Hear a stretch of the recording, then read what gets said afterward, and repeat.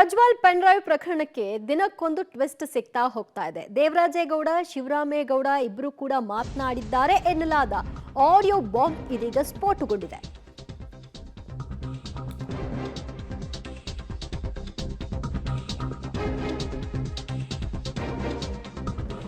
Prajwal pen drive ಪ್ರಕರಣಕ್ಕೆ twist ಮೇಲೆ twist ಸಿಗ್ತಾ ಇದೆ. ಮತ್ತೊಂದು ಪೆನ್ಡ್ರೈವ್ ಪ್ರಕರಣಕ್ಕೆ ಸಂಬಂಧಪಟ್ಟ ಹಾಗೆ ಆಡಿಯೋ ಸಂಚಲನವನ್ನ ಸೃಷ್ಟಿ ಮಾಡ್ತಾ ಇದೆ. ಶಿವರಾಮೇಗೌಡ, ದೇವರಾಜೇಗೌಡ ಇಬ್ಬರು ಕೂಡ ಮಾತನಾಡಿದ್ದಾರೆ ಎನ್ನಲಾಗುವಂತಹ ಆಡಿಯೋ ಇದು ಹೊರಕ್ಕೆ ಬಂದಿದೆ. ಪೆನ್ಡ್ರೈವ್ ರೂವಾರಿ HDK ಅಂತ ಒತ್ತಡವನ್ನ ಹೇರುವಂಥದ್ದು. ದೇವರಾಜೇಗೌಡ ಮೇಲೆ ಶಿವರಾಮೇಗೌಡ ಒತ್ತಡ ಹಾಕಿದ್ರ ಹಾಗಾದ್ರೆ ಅನ್ನೋ ಪ್ರಶ್ನೆ ಸಹಜವಾಗಿ ಮೂಡುತ್ತೆ ಈ ಆಡಿಯೋವನ್ನ ಕೇಳಿಸ್ಕೊಂಡ್ರೆ.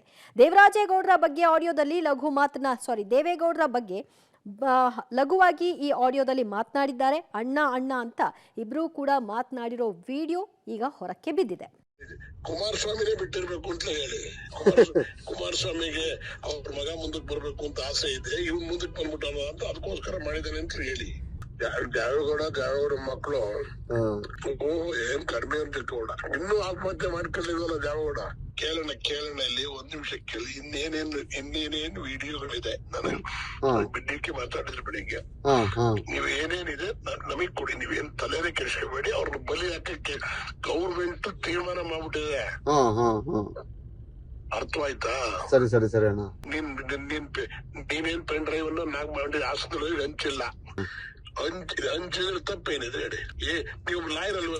ಅದೇನಂತ ಏನೂ ಆಗಲ್ಲ ಅಣ್ಣ. ಇದು ಪನಿಷ್ಮೆಂಟ್ ಕಾನೂನು ಪ್ರಕಾರ ಪನಿಷ್ಮೆಂಟ್ ಅಲ್ಲ ಅಣ್ಣ. ಹೆಣ್ಮಕ್ಳು ಮಾನ ಮರ್ಯಾದೆ ಅಣ್ಣ. ಅವ್ರ ಶೀಲದ ಬಗ್ಗೆ ನಾವ್ ಯೋಚನೆ ಮಾಡ್ಬೇಕಲ್ಲ.